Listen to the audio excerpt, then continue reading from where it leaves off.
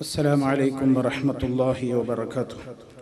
إن الحمد لله نحمده ونستعينه ونستغفره ونعوذ بالله من شرور أنفسنا ومن سيئات أعمالنا. من يهده الله فلا مضل له ومن يضلل فلا هادي له. وأشهد أن لا إله إلا الله وحده لا شريك له. وأشهد أن محمدا عبده ورسوله. اللهم صل على محمد وعلى آل محمد كما صليت على إبراهيم وعلى آل إبراهيم إنك حميد مجيد. اللهم بارك على محمد وعلى آل محمد كما باركت على إبراهيم وعلى آل إبراهيم إنك حميد مجيد. يا أيها الذين آمنوا اتقوا الله حق تقاته ولا تموتن إلا وأنتم مسلمون. أما بعد فإن خير الكلام كلام الله وخير الهدي هدي محمد صلى الله عليه وسلم وشر الأمور محدثاتها وكل محدثة بدعة وكل بدعة ضلالة. സ്നേഹമുള്ള സഹോദരന്മാരെ, സഹോദരികളെ, ഒരു മുസ്ലിമായ സഹോദരന് അതല്ലെങ്കിൽ സഹോദരിക്ക് വേണ്ടി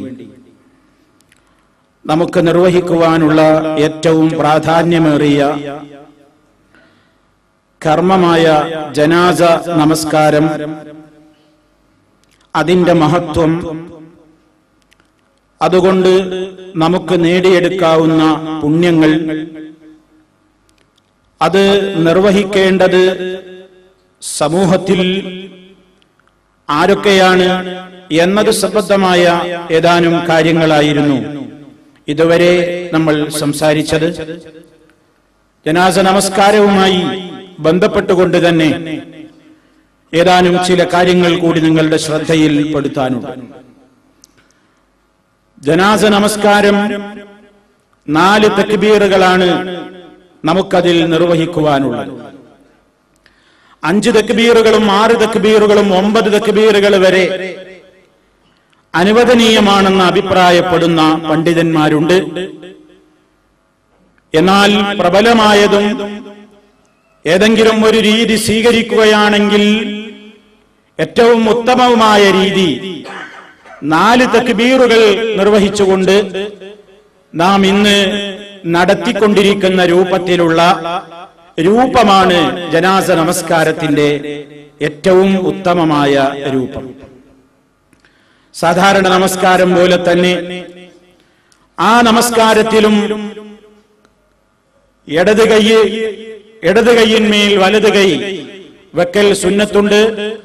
അത് മറ്റു നമസ്കാരങ്ങളിലേതുപോലെ തന്നെ നബി സല്ലല്ലാഹു അലൈഹി വസല്ലം അവിടുത്തെ നെഞ്ചിന്മേലാണ് കൈവച്ചിട്ടുള്ളത്.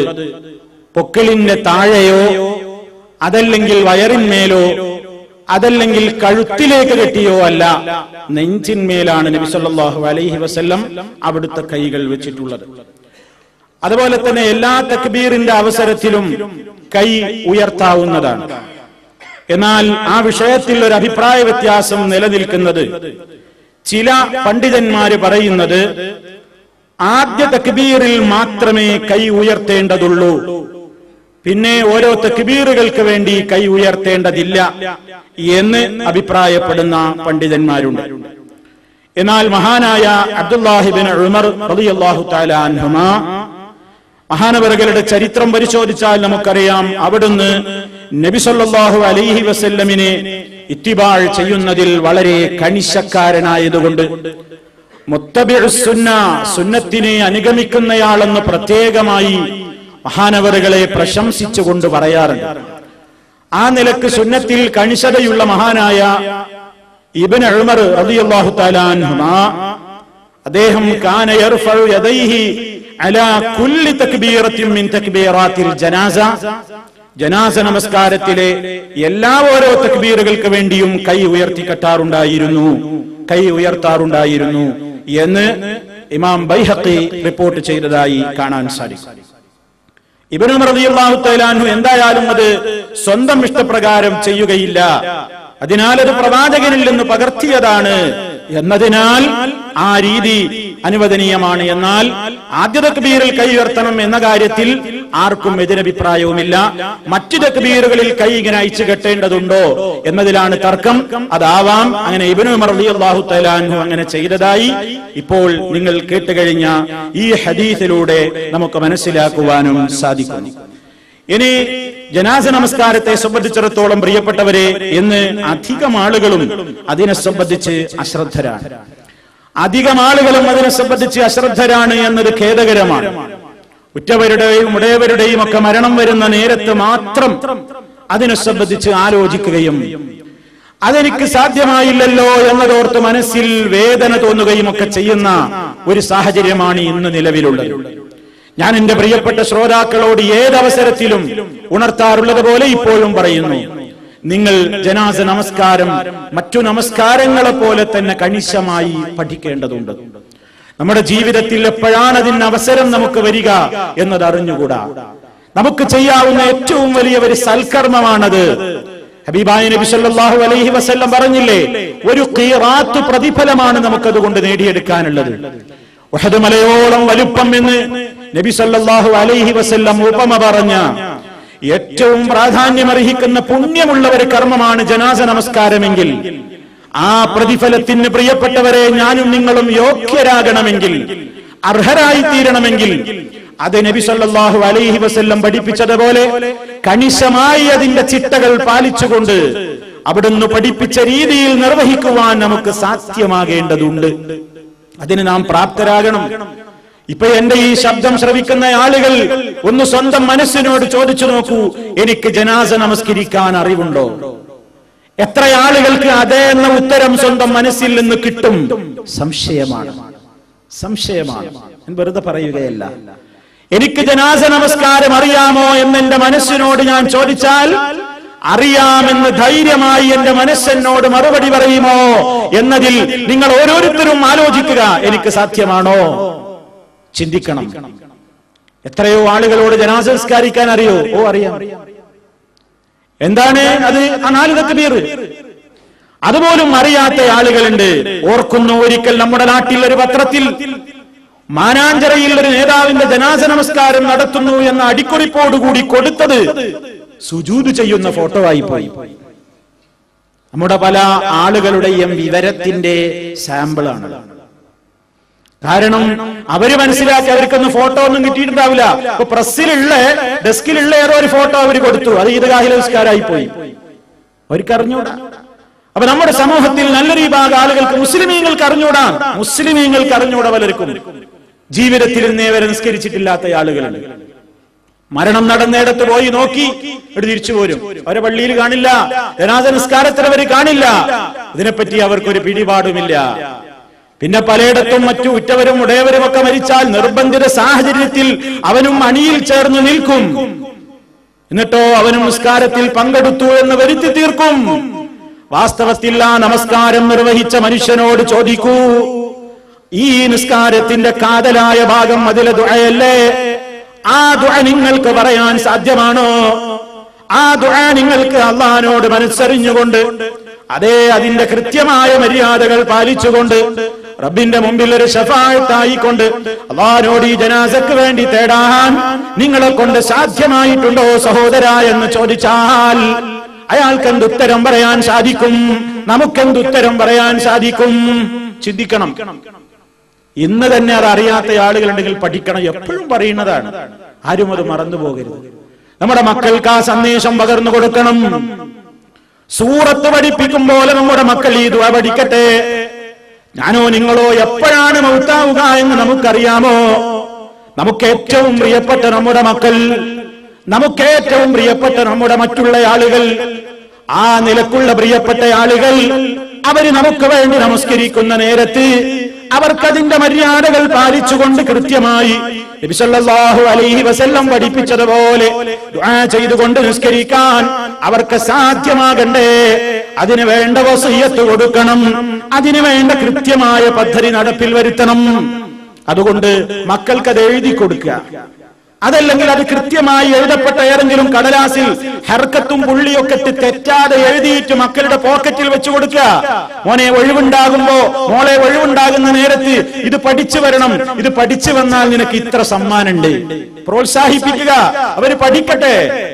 അങ്ങനെ കൃത്യമായി പഠിക്കണം. ചെറുപ്പത്തിൽ നമ്മൾ പഠിച്ചു വെച്ച പ്രാർത്ഥനകൾ അത് കല്ലിൽ കൊത്തിവെച്ചതിന് സമാനമായി എവിടെയുണ്ടാകും. അതുകൊണ്ട് പ്രിയപ്പെട്ടവരെ, അറിയാത്ത ആരെങ്കിലും ഉണ്ടെങ്കിൽ ഈ ദുആകൾ വളരെ കണിശമായി തന്നെ പഠിക്കുകയും അതിന്റെ അർത്ഥസഹിതം പഠിക്കുകയും ചെയ്തിട്ട് നിസ്കാരത്തിന് നിന്നാൽ, അതല്ലേ നബി സല്ലല്ലാഹു അലൈഹി വസല്ലം പറഞ്ഞത്. അങ്ങനെ ആളുകൾ അല്ലാഹുവിനോട് ഈ മയ്യത്തിന് വേണ്ടി അതാ ദുആ ചെയ്യുമ്പോൾ അല്ലാഹു സുബ്ഹാനഹു വ തആല ആ ദുആ സ്വീകരിക്കാതിരിക്കില്ല. അത്ര വലിയ പ്രാധാന്യം. ഇപ്പൊ എല്ലാവരും മയ്യത്ത് നിസ്കരിക്കാൻ ആൾക്കാർ കുറേ ഉണ്ട്, ഒരുപടി ആളുകൾ മയ്യത്ത് നിസ്കരിക്കാണ്ട്. എത്ര എണ്ണത്തിന്റെ നമസ്കാരം സാധുവായി, എത്ര എണ്ണത്തിന് നമസ്കരിക്കാൻ അറിയാം? ഓരോരുത്തരും ചോദിക്കൂ. ഇതാ ഈ ശബ്ദം ശ്രവിക്കുന്ന പുരുഷനും സ്ത്രീയും എല്ലാവരും സ്വന്തത്തോടൊന്ന് ചോദിക്കൂ, അല്ലാഹുവേ എനിക്കറിയാമോ, എനിക്കൊരു ജനാസ നമസ്കരിക്കാൻ അറിയാമോ? ചോദിക്കണം സ്വന്തത്തോട്. എന്തിനു വേണ്ടി? ആത്മപരിശോധനയ്ക്ക് വേണ്ടി. കോട്ടമുണ്ടെങ്കിൽ തിരുത്താൻ വേണ്ടി, പോരായ്മകൾ ഉണ്ടെങ്കിൽ നികത്താൻ വേണ്ടി. അതുകൊണ്ടാണ് സൂചിപ്പിക്കുന്നത്, ജനാസ നമസ്കാരം 4 തക്ബീറാണ്. അതാ തന്റെ മുന്നിലുള്ള ജനാസക്ക് വേണ്ടി, അല്ലാഹു തആലാക്ക് വേണ്ടി, അതാ ഈ ജനാസക്ക് അല്ലാഹുവിന്റെ അടുക്കൽ നിന്ന് പാപമോചനം കിട്ടാനുള്ള ഏറ്റവും വലിയ നമ്മുടെ പ്രതീക്ഷയാണല്ലോ ആ നമസ്കാരത്തിലൂടെ നാം നിർവഹിക്കുന്നത്. ആ ഉദ്ദേശത്തോടുകൂടി ഇമാമോടുകൂടെയാണെങ്കിൽ ഇമാമോടുകൂടെ എന്ന് നമ്മൾ കരുതിയിട്ട് ആ നിലക്ക് തക്ബീർ ചൊല്ലിക്കൊണ്ട് അതാ നബി സല്ലല്ലാഹു അലൈഹി വസല്ലം നേരത്തെ ഞാൻ പറഞ്ഞതുപോലെ അതാ അവിടുത്തെ നെഞ്ചിൽ കൈവെക്കുന്നു. അതാണ് നിസ്കാരത്തിന്റെ രൂപം. അങ്ങനെ തുടങ്ങേണ്ടത്. എന്നിട്ട് എന്താ ചെയ്യേണ്ടത്? ഒന്നാമത്തെ തക്ബീറിൽ എന്ത് വേണം? ഫാത്തിഹ ഓതണം. എല്ലാവർക്കും അറിയാം ഫാത്തിഹ ഓതേണ്ടത് എങ്ങനെയാണെന്ന്. ഫാത്തിഹ മാത്രമല്ല, ഒരു സൂറത്തും ഓതുകയാണെങ്കിൽ തെറ്റല്ല. ചില ആളുകൾ ധരിച്ചു വെച്ചിട്ടുണ്ട് ജനാസ നിസ്കാരത്തിൽ ഫാത്തിഹയ്ക്ക് പുറമെ ഒരു സൂറത്തും ഓതിക്കൂടാ എന്നൊന്നുമില്ല. ഫാത്തിഹയാണ് നിർബന്ധമായിട്ടുള്ളത്.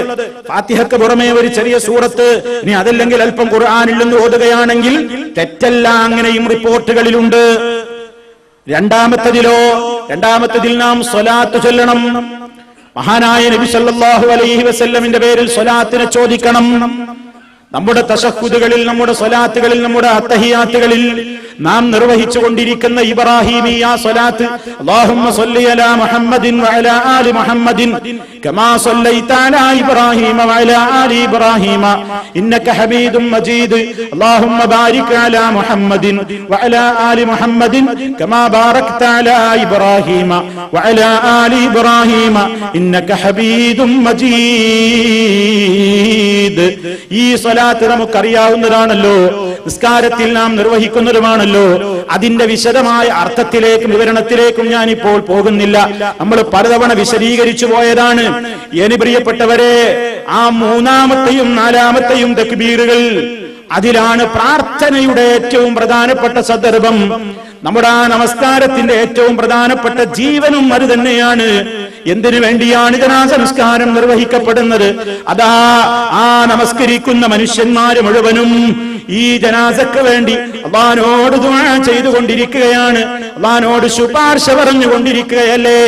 അതുകൊണ്ട് നബി സല്ലല്ലാഹു അലൈഹി വസല്ലം പറയുന്നു, ഇദാ സല്ലൈതും അലൽ മയ്യിതി ഫഅഖ്ലിസൂ ലഹു ദുആ. നിങ്ങൾ മയ്യത്തിന് മേൽ നമസ്കരിക്കുകയാണെങ്കിൽ, നിങ്ങൾ മയ്യത്ത് നമസ്കാരം നിർവഹിക്കുമ്പോൾ ഫഅഖ്ലിസൂ ലഹു ദുആ, ആ മയ്യത്തിന് വേണ്ടി ആത്മാർത്ഥമാക്കണേ നിങ്ങളുടെ ദുആയിലൂടെ. ദുആ ആത്മാർത്ഥമായി തീരണം എന്നാണ്. എപ്പോഴാ ഒരു ദുആ ആത്മാർത്ഥമാവുക? ഒരു ദുആ നമുക്ക് ആത്മാർത്ഥമായി ചൊല്ലാൻ എപ്പോഴാ സാധിക്കുക? പ്രിയപ്പെട്ടവരെ, നബി സല്ലല്ലാഹു അലൈഹി വസല്ലം പറയും, നിങ്ങൾ ആത്മാർത്ഥമായി പ്രാർത്ഥിക്കൂ. ഒരു ദുആ ആത്മാർത്ഥമായി നമ്മുടെ മനസ്സിൽ തട്ടൽ എപ്പോഴാണ്? നമുക്കതിന്റെ ആശയം അറിയുമ്പോഴല്ലേ നിസ്കാരം കഴിഞ്ഞിട്ട് റബ്ബേ എന്റെ രോഗം ശിഫയാക്കണേ അല്ലാ, നരകത്തിയിൽ നിന്ന് രക്ഷിക്കണേ അല്ലാ, ദാരിദ്ര്യമുണ്ട് റബ്ബേ, കടങ്ങളുണ്ട്, ഒരുപാട് പ്രയാസങ്ങളുണ്ട്, ബുദ്ധിമുട്ടുകളുണ്ട്, ഉറ്റവരുടെ രോഗങ്ങളുണ്ട്, പ്രയാസങ്ങളുണ്ട് എന്നൊക്കെ നമ്മൾ ഇങ്ങനെ നമുക്കറിയാവുന്ന ഭാഷയിൽ മലയാളത്തിൽ ഇങ്ങനെ മനസ്സിൽ നിസ്കാരത്തിന്റെ ഒക്കെ ശേഷമോ മറ്റു ഘട്ടങ്ങളിലോ ഒക്കെ നമ്മൾ പറയുമ്പോ സാധാരണ പോലെയാണോ എന്റെയും നിങ്ങളുടെയും കണ്ണുകൾ കണ്ണുനീരണിയാറില്ലേ, കണ്ണുനീരൊഴുകാറില്ലേ? എന്താണ് പ്രിയപ്പെട്ടവരെ കാരണം? ഞാനും നിങ്ങളും പറയുന്നത് നമ്മുടെ മനസ്സിൽ വല്ലാതെ കൊണ്ടുപോയി, നമ്മുടെ മനസ്സിലത് വല്ലാതെ തട്ടിയിട്ടുണ്ട്. എന്റെ പ്രയാസം ഞാൻ എന്റെ മനസ്സറിഞ്ഞ് എന്റെ റബ്ബിനോട് തുറക്കുമ്പോ ആരും അറിയാതെ എന്റെ കരള് പൊട്ടുന്നു, എന്റെ കണ്ണുനീരൊഴുകുന്നു, ആനറിയാതെ എന്റെ കണ്ണുകൾ ഞാൻ എന്റെ കൈ കൊണ്ട് തുടക്കുന്നു. കാരണം എന്തെന്നല്ലേ, അതെന്റെ മനസ്സിനെ വല്ലാതെ സ്വാധീനിച്ചു പോയി. കാരണം എന്റെ റബ്ബിനോട് പറഞ്ഞത് ഞാൻ അറിഞ്ഞു. അതെന്തേ ആത്മാർത്ഥത വരാൻ കാരണം നമ്മൾ അത് അറിഞ്ഞതാണ്. അപ്പൊ മയ്യത്ത് നമസ്കാരത്തിൽ നാം ദുആ ആത്മാർത്ഥമാക്കുക എന്ന് പറഞ്ഞാൽ അല്ലാഹുവിനോട് നമ്മൾ ആ ചോദിക്കുന്ന ദുആയിലൂടെ എന്താണ് ഞാനും നിങ്ങളും റബ്ബിനോട് ആ പറഞ്ഞുകൊണ്ടിരിക്കുന്നത് എന്ന് അറിഞ്ഞാലല്ലേ ആത്മാർത്ഥമായി കൊണ്ട് നമുക്കത് പറയാനൊക്കൂ. അതല്ലേ അതിന്റെ ഇഖ്ലാസിന് ഏറ്റവും പ്രധാനപ്പെട്ട ഹേതുവായി വർദ്ധിക്കുക. അതുകൊണ്ട് ചിന്തിക്കുക. നബി സല്ലല്ലാഹു അലൈഹി വസല്ലം പ്രാർത്ഥിച്ച പ്രാർത്ഥന കേട്ടോളൂ. ഔഫ് ഇബ്നു മാലിക് റളിയല്ലാഹു തആല അൻഹു പറയുന്നു, صلى رسول الله صلى الله عليه وسلم على جنازة فحفظت من دعائه وهو يقول. ഔഫ് റളിയല്ലാഹു തആല അൻഹു പറയാണ്, അല്ലാഹുവിന്റെ റസൂൽ ഒരു ജനാസക്ക് വേണ്ടി നമസ്കരിച്ചു. ഫഹഫിളതു മിൻ ദുആഇഹി, അവിടുത്തെ ദുആയുടെ കൂട്ടത്തിൽ നിന്ന് ഞാൻ മനപ്പാഠമാക്കി. വഹുവ യഖൂലു, അവിടുന്ന് പറഞ്ഞത് എന്താണ്? അല്ലാഹുമ്മ ഗ്ഫിർ ലഹു വർഹംഹു വആഫിഹി വഅഫു അൻഹു واكرم نزله ووسع مدخله واغسله بالماء والثلج والبرد ونقه من الخطايا كما ينقى الثوب الأبيض من الدنس وأبدله دارا خيرا من داره وأهلا خيرا من أهله وزوجا خيرا من زوجه وأدخله الجنة وأعذه من عذاب القبر ومن عذاب النار. ഈ ദുആയാണ് ഞാൻ മനപ്പാഠമാക്കിയത്. ഈ ദുആയാണ് അല്ലാഹുവിന്റെ റസൂൽ ഇങ്ങനെ പറയുന്നത് ഞാൻ ശ്രദ്ധിച്ചു പഠിച്ചത്. ഇത് ഒരിക്കൽ നബി സല്ലല്ലാഹു അലൈഹി വസല്ലം ജനാസക്ക് വേണ്ടി നിസ്കരിക്കുമ്പോ അവിടുന്ന് ഇങ്ങനെ ചൊല്ലുന്നത് ഞങ്ങൾ കേട്ടപ്പോ, ജനാസ നിസ്കാരത്തിൽ ഉറക്കെ പറയേണ്ട നിസ്കാരമല്ല, പക്ഷേ പഠിപ്പിക്കേണ്ട ആവശ്യാർത്ഥം നബി സല്ലല്ലാഹു അലൈഹി വസല്ലം ചില ദുആകളൊക്കെ ഉറക്കെയാക്കിയിട്ടുണ്ട്. സ്വഹാബത്ത് അങ്ങനെ പഠിച്ചിട്ടുമുണ്ട്. ഈ ദുആ കേട്ടപ്പോ ഔഫ് റളിയല്ലാഹു തആല അൻഹു പറയാണ്, ഹത്താ തമന്നൈതു, ഞാൻ വല്ലാതെ കൊതിച്ചുപോയി, ഞാൻ വല്ലാതെ മോഹിച്ചുപോയി, അന്നകൂന അനദാലിക്കൽ മയ്യിത്തു, അല്ലാഹുവിന്റെ റസൂൽ ഏതൊരു മയ്യത്തിന് വേണ്ടിയാണോ ഈ പ്രാർത്ഥന ഇപ്പോൾ നിർവഹിച്ചത്, ആ മയ്യത്ത് ഞാനായി തീർന്നെങ്കിൽ എന്ന് ഞാൻ കൊതിച്ചുപോയി. എന്തേ അങ്ങനെ സഹാബി കൊതിക്കാൻ കാരണം? എന്താണ് ഈ പ്രാർത്ഥനയിൽ ഇത്ര വലിയൊരു അദ്ദേഹത്തെ സ്വാധീനിച്ചത്? നോക്കൂ നിങ്ങൾ, നമ്മുടെയും മനസ്സിനെ സ്വാധീനിക്കും. നമുക്കും ഇഖ്ലാസോടെ അത് ചൊല്ലാനാകും. എപ്പോൾ അത് ചൊല്ലാനാദ്യം പഠിക്കണം, അക്ഷരങ്ങൾ പഠിക്കണം, അതിന്റെ ഹർക്കത്തുകൾ തെറ്റാതെ പഠിക്കണം, അതിന്റെ അർത്ഥം പഠിക്കണം, ആശയം പഠിച്ചു വെക്കണം. എങ്കിലേ നമ്മുടെയും മനസ്സിൽ അങ്ങനെ തോന്നൽ വരികയുള്ളൂ. എന്താണ് ഇവിടെ ഇതിന്റെ ഉദ്ദേശം? അല്ലാഹുമ്മ ഗ്ഫിർ ലഹു, അല്ലാഹുവേ ഈ സഹോദരന് നീ പുറത്തു കൊടുക്കണേ. അല്ലാഹുമ്മ ഗ്ഫിർ ലഹു, ഈ മയ്യത്തിന് നീ പൊറുക്കണേ അല്ലാഹ്.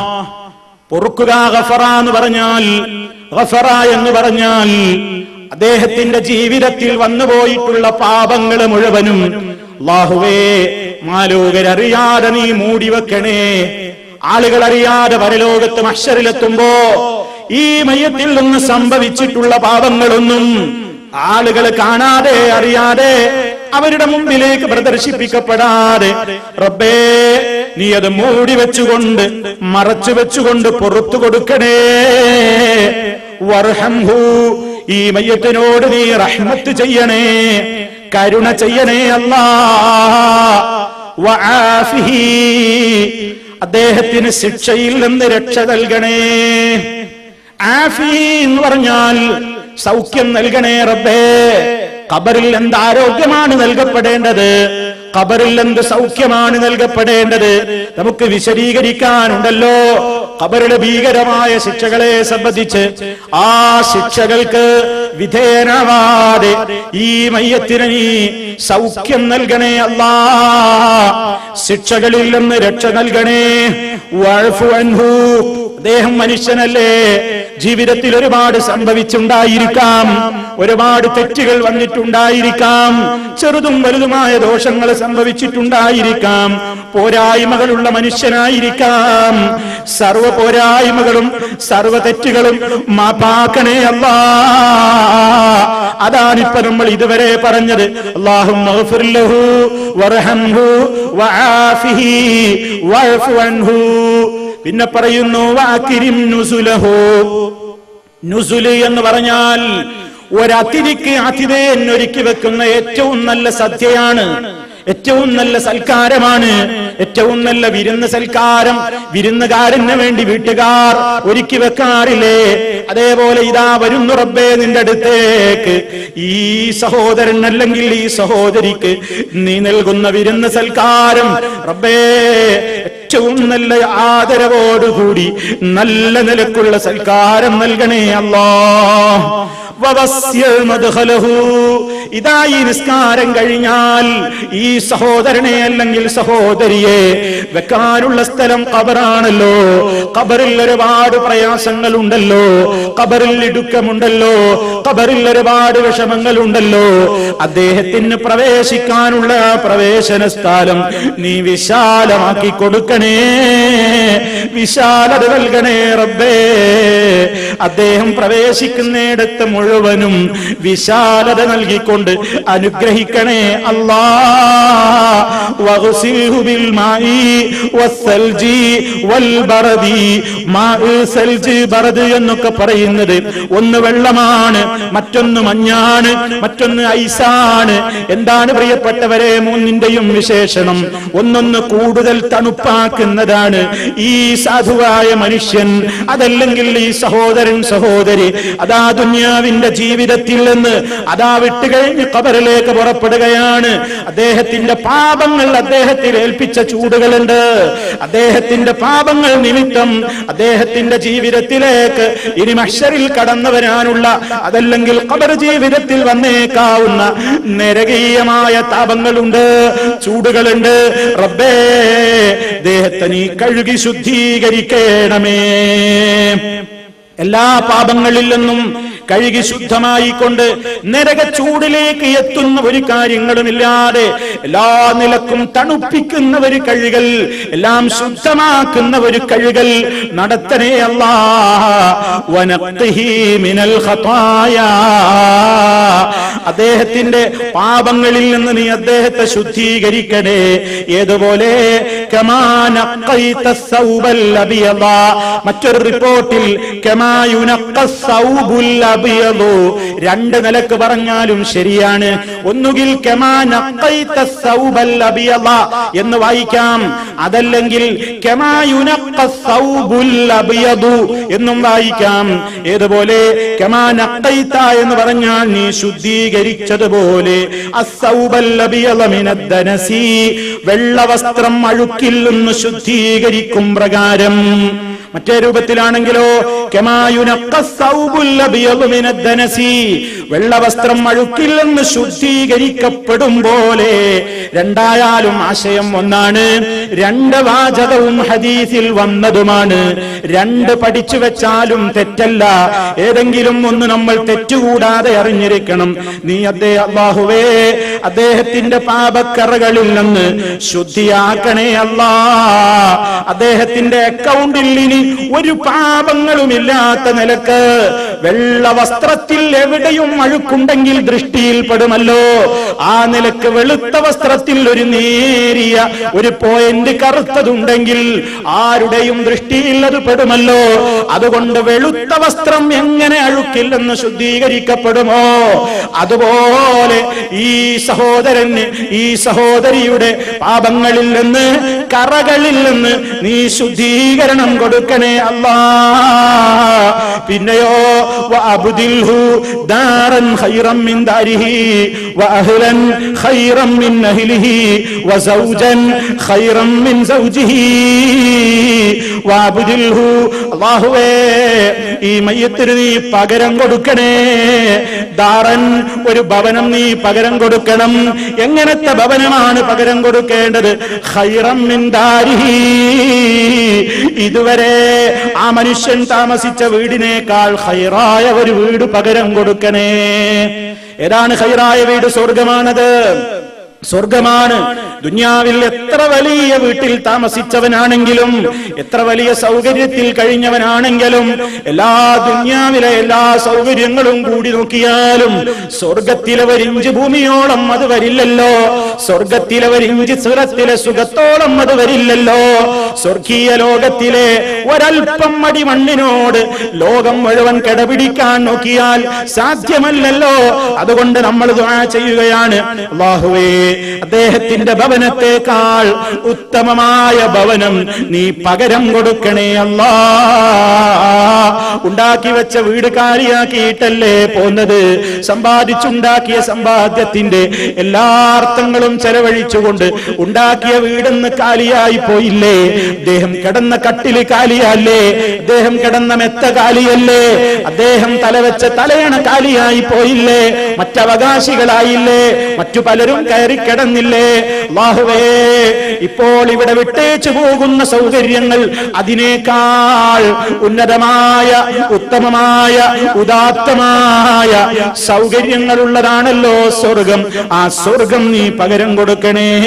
വാഹിലൻ ഖൈറൻ മിൻ അഹ്ലിഹി, കുടുംബത്തെ വിട്ടേച്ചുകൊണ്ടല്ലേ പോയത്? ബന്ധുക്കളെ വിട്ടേച്ചുകൊണ്ടല്ലേ പോയത്? ഏറ്റവും ഉത്തമരായ ബന്ധുക്കളെ സ്വർഗത്തിൽ കൊടുക്കണേ അല്ലാ. വസൗജൻ ഖൈറൻ മിൻ സൗജിഹി, ഇണയെ വിട്ടുകൊണ്ടല്ലേ പോയത്? ഉത്തമകളായ അല്ലെങ്കിൽ ഉത്തമന്മാരായ ഇണകളെ സ്വർഗത്തിൽ നൽകണേ അല്ലാ. ഈ ലോകത്തുള്ള ഇണകൾ തന്നെയായാലും ഈ ലോകത്തുള്ള ഇണകൾ തന്നെയായാലും അള്ളാന്റെ സ്വർഗത്തിലെത്തുമ്പോ എല്ലാവരും ഖൈറായ നിലക്കാണ് പ്രവേശിപ്പിക്കപ്പെടുക. എല്ലാവരും സുന്ദരന്മാരായിട്ടാണ് പ്രവേശിപ്പിക്കപ്പെടുക. എല്ലാവരും സുന്ദരികളായിട്ടാണ് പ്രവേശിപ്പിക്കപ്പെടുക. ഒരു ന്യൂനതകളില്ല, ഒരു കോട്ടങ്ങളില്ല, യാതൊരു തകരാറുകളുമില്ല. ആ നിലക്ക് ഉത്തമന്മാരാണല്ലോ, ഉത്തമകളാണല്ലോ സ്വർഗീയ ഇണകളായിട്ട് വരപ്പെടുന്നത്. അതിനുള്ള അവകാശിയാക്കണേ അല്ലാ, കൊടുക്കണേ റബ്ബേ, നീ അവർക്ക് ആ സൗകര്യം കൊടുക്കണേ എന്നാണ് പറയുന്നത്. അതിന്റെയും പുറമെ പിന്നെയും പറയാണ്, വദ്ഖിൽഹുൽ ജന്ന, സ്വർഗത്തിൽ നീ അദ്ദേഹത്തെ പ്രവേശിപ്പിക്കണേ അല്ലാ. വഅഇദുഹു മിൻ അദാബിൽ ഖബർ, ഖബർ ശിക്ഷയിൽ നിന്ന് നീ അദ്ദേഹത്തെ രക്ഷപ്പെടുത്തണേ. വമിൻ അദാബിൻ നാർ, നരക ശിക്ഷയിൽ നിന്നും രക്ഷ നൽകണമേ. ഇതാണ് നബി സല്ലല്ലാഹു അലൈഹി വസല്ലമ ജനാസക്ക് വേണ്ടി നിസ്കരിക്കുന്ന നേരത്ത് പ്രാർത്ഥിച്ചതായി സ്വഹാബി കേൾക്കുന്നത്. അതങ്ങ് കേട്ടപ്പോ അഷ്റഫുൽ ഖൽഖ് സല്ലല്ലാഹു അലൈഹി വസല്ലമിന്റെ ആ ദുആ അങ്ങ് ശ്രദ്ധിച്ചപ്പോ സ്വഹാബത്തിന് തോന്നുകയാണ്, ആ സ്ഥാനത്ത് നബി ഇപ്പോ ഏതൊരു ജനാസയുടെ മുമ്പിൽ നിന്നിട്ടാണോ നിസ്കരിക്കുന്നത്, അക്കിടക്കുന്ന ജനാസ, അക്കിടക്കുന്ന മയ്യത്ത് ഞാനായി പോയെങ്കിൽ എന്നാശിച്ചു പോകാൻ മാത്രം. അതൊക്കെ കേട്ടപ്പോ സഹാബത്തിന് വല്ലാത്ത സ്വാധീനമുണ്ടായി. പ്രിയപ്പെട്ടവരെ, നമുക്കങ്ങനെ തോന്നുന്നുണ്ടോ? ഈ പ്രാർത്ഥന നമുക്കൊരുപാട് ആളുകൾക്ക് നിർവഹിക്കേണ്ടതില്ലേ? നമുക്ക് വേണ്ടി ഒരുപാട് ആളുകൾ ഇത് ചെയ്യണ്ടേ? നമുക്ക് വേണ്ടി ഒരുപാട് ആളുകൾ ഇത് റബ്ബിനോട് മനസ്സറിഞ്ഞുകൊണ്ട് പറയുന്നവരവസ്ഥയുണ്ടാകണ്ടേ? അതിന് ബന്ധപ്പെട്ടവർ നമ്മൾ എന്ത് ചെയ്യണം? അത് പഠിപ്പിക്കേണ്ട സമയത്ത് പഠിപ്പിച്ചിരിക്കണം, പഠിപ്പിക്കേണ്ടവരെ പഠിപ്പിക്കണം. പഠിക്കേണ്ട ഘട്ടത്തിൽ നമ്മൾ ഒരിക്കലും ഒരു അലംഭാവവും കാണിക്കാതെ നമ്മൾ ആ കാര്യത്തിൽ ശ്രദ്ധയുള്ളവരായി തീരണം. ഇതാണ് എനിക്ക് എന്നോടും എന്റെ എല്ലാ ശ്രോതാക്കളോടും ഓർമ്മപ്പെടുത്താനുള്ളത്. പ്രിയപ്പെട്ടവരെ, ഇതിന്ന് അറിയാത്ത ആളുകൾ പഠിക്കാൻ തയ്യാറില്ല. ആളുകൾ എന്തൊക്കെ കേട്ടാലും ഇപ്പൊ ഇങ്ങനെ തോന്നുന്നുണ്ട്, കേൾക്കുമ്പോൾ ഒരു പ്രസംഗം ശ്രവിക്കുമ്പോൾ ഒരാൾക്ക് തോന്നുന്നുണ്ട് പഠിക്കും, ഞാൻ ഇത് പഠിക്കും. പക്ഷേ ഈ വാതിലങ്ങ് അപ്പുറത്ത് കിടന്നാൽ നിങ്ങളത് മറന്നു. ഇത് മനുഷ്യ സഹജമാണ്, അതിന് തയ്യാറാവരുത്. അങ്ങനെ മറക്കാൻ മനസ്സിനെ വിട്ടുകൊടുക്കരുത്. പ്രിയപ്പെട്ടവരെ, നിർബന്ധമായി കണിശമായി ഒരു 3-4 വരികളല്ലേ ഈ പ്രാർത്ഥനയിലുള്ളൂ. ഇതൊന്നും മനസ്സറിഞ്ഞുകൊണ്ട് നമ്മൾ കൃത്യമായി പഠിച്ചു വെച്ചാൽ, അത് പ്രയോഗിക്കേണ്ട ഒരു ഘട്ടം വരുമ്പോൾ മനസ്സറിഞ്ഞുകൊണ്ട് അതിന്റെ അർത്ഥസഹിതം നമുക്കത് നിർവഹിച്ചത് പഠിച്ചു വെച്ചു കഴിഞ്ഞാൽ ഇഖ്ലാസോടുകൂടി നമുക്ക് നിസ്കരിക്കാൻ സാധിക്കുന്നു. അല്ലാഹുവിനോട് മനസ്സ് പൊട്ടിക്കൊണ്ട് നമുക്കത് പറയാൻ കഴിയുന്നു. അല്ലാഹുവേ പുറത്തു കൊടുക്കണേ എന്നൊക്കെ മനസ്സറിഞ്ഞ് പറയുന്നതും അല്ലാതെ പറയുന്നതും തമ്മിൽ വ്യത്യാസമുണ്ട്. അതുകൊണ്ടാണ് നബി സല്ലല്ലാഹു അലൈഹി വസല്ലം ഫഖ്ലിസൂ, നിങ്ങൾ ഇഖ്ലാസ് പുലർത്തണേ. ദുആഇന്റെ അവസരത്തിൽ നിങ്ങൾ ആ മയ്യത്തിന് വേണ്ടി ഇഖ്ലാസോടെ ദുആ ചെയ്യണേ. അതിന് സാധിക്കണം. ഈ അർത്ഥമൊക്കെ കേൾക്കുമ്പോ സഹോദരിമാരെ, നിങ്ങൾക്ക് തോന്നുന്നില്ലേ ഇത്തരം ഒരു പ്രധാനപ്പെട്ട കാര്യമാണോ എന്റെ ബാപ്പ മരിച്ചപ്പോ ഞാൻ ചെയ്യാതിരുന്നത്, എന്റെ ഭർത്താവ് മരണപ്പെട്ടപ്പോൾ ഞാൻ ചെയ്യാതിരുന്നത്, എന്റെ മകൻ മരണപ്പെട്ടപ്പോൾ ഞാൻ ചെയ്യാതിരുന്നത്, എന്റെ സഹോദരൻ മരണപ്പെട്ട നേരത്ത് ഞാൻ ചെയ്യാതെ പോയത്, എന്റെ സഹോദരി മരണപ്പെട്ടപ്പോൾ ഞാൻ ചെയ്യാതെ പോയത്, എന്റെ പ്രിയപ്പെട്ട ഉമ്മ, എന്റെ പ്രിയപ്പെട്ട ഉമ്മാമ, എന്റെ പ്രിയപ്പെട്ട ഉപ്പാപ്പ മരണപ്പെട്ട നേരത്ത് എനിക്കിത് ചെയ്യാൻ കഴിയാതെ പോയില്ലേ? എത്രയോ ആളുകൾക്ക് അങ്ങനെ തോന്നുന്നില്ലേ? ആ തോന്നൽ ഇനി ചിന്തിച്ചിട്ട് കാര്യമില്ല. ഇനി ഒരവസരം വരുമ്പോ എനിക്ക് ആ പുണ്യം നേടണം, ആ മഹത്തായ കർമ്മത്തിൽ ഞാനും ഭാഗവാക്കാവണം എന്ന ബോധം ഇനിയുണ്ടെങ്കിൽ നമ്മൾ പഠിച്ചോളണം. അത്രേ എനിക്കതിനെ സംബന്ധിച്ച് സൂചിപ്പിക്കുവാനുള്ളൂ. നമ്മൾ അതിനെപ്പറ്റി ബോധവാന്മാരാകണം. സർവ്വ തോന്നിയാസ ഏത് പാട്ടും നമുക്ക് ബൈഹാർട്ടാണ്, എല്ലാം നമുക്ക് പഠിക്കാൻ നേരണ്ട്. ഏത് ഭാഷയിലെ ഏത് വരികളും നമുക്ക് പഠിക്കാൻ നേരണ്ട്. ഈ ഒരു കാര്യം പറയുമ്പോൾ മാത്രം ഈ സമുദായത്തിന് നേരമില്ല, ഈ സമുദായത്തിന് താല്പര്യമില്ല, ഈ സമുദായത്തിന് ശ്രദ്ധയില്ല, ഈ സമുദായത്തിന് അതിനോട് പ്രത്യേകമായ മമത തോന്നുന്നില്ല, താല്പര്യമില്ല. ഉണ്ടെങ്കിൽ തന്നെ അതിനെ സംബന്ധിച്ച് കുറച്ച് പഠിക്കും, പിന്നെ മറന്നുപോയി. എന്താ പ്രിയപ്പെട്ടവരെ, ഇരുന്ന് മനസ്സിലുറക്കുവോളം സ്ഥിരമായിട്ടൊന്ന് പറഞ്ഞാൽ, അതല്ലെങ്കിൽ നിങ്ങളുടെ മരണപ്പെട്ടു പോയ ഉമ്മക്ക് വേണ്ടി ഉപ്പക്ക് വേണ്ടി ദുആ ചെയ്യുമ്പോ നിസ്കാരത്തിന് മാത്രമല്ല അവർക്ക് വേണ്ടി നമുക്ക് എപ്പോഴും പ്രാർത്ഥിച്ചുകൂടെ? മരണപ്പെട്ടവർക്ക് നമുക്ക് പ്രാർത്ഥിക്കുന്ന നേരത്ത് ഇതേ ദുആ നമുക്ക് അവർക്ക് വേണ്ടി അല്ലാഹുവിനോട് ചോദിച്ചുകൂടെ? അങ്ങനെ അത് മറക്കാതെ നിലനിർത്താം. അതിന്റെ അർത്ഥം പഠിക്കണം, ആശയം പഠിക്കണം, തെറ്റുകൂടാതെ അത് വായിക്കാൻ പഠിക്കണം. ഇതൊരു ഏറ്റവും പ്രധാനപ്പെട്ട ഒരു പ്രാർത്ഥനയാണ്. അപ്പൊ 3ാമത്തെ തക്ബീറിൽ നമുക്ക് ഈ പ്രാർത്ഥനയാണ് നിർവഹിക്കാനുള്ളത്. ഇനി പ്രിയപ്പെട്ടവരെ, 4ാമത്തെ തക്ബീറിലും സാധ്യമാണെങ്കിൽ നമുക്ക് ദുആ ചെയ്യാം, അവസരമുണ്ടെങ്കിൽ നമുക്ക് ദുആ ചെയ്യാം.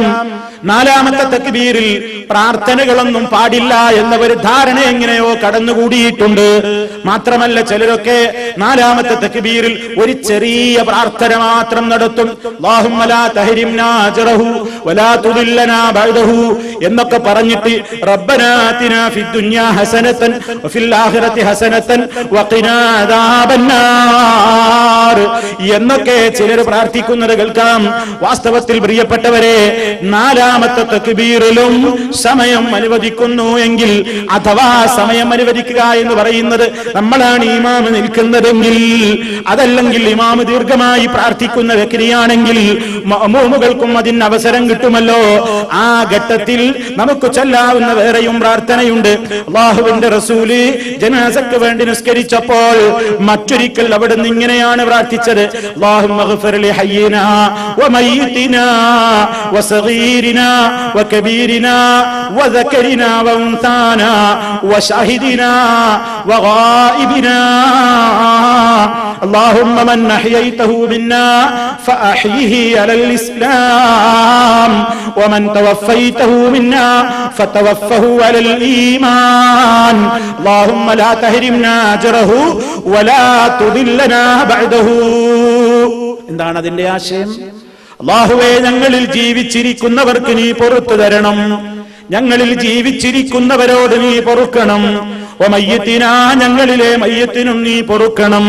വസഗീരിനാ ഞങ്ങളിലെ ചെറിയവർക്കും വകബീരിനാ ഞങ്ങളിലെ വലിയവർക്കും വദകരിനാ ഞങ്ങളിലെ പുരുഷന്മാർക്കും വഉൻസാനാ ഞങ്ങളിലെ സ്ത്രീകൾക്കും വശാഹിദിനാ ഞങ്ങളിൽ ഇവിടെ ഹാജരുള്ളവർക്കും വഗായിബിനാ ഇവിടെ ഹാജരില്ലാതെ ഞങ്ങളിൽ നിന്ന് മറഞ്ഞുപോയ ആളുകൾക്കും അല്ലാഹുവേ നീ പൊറുത്തു തരണേ.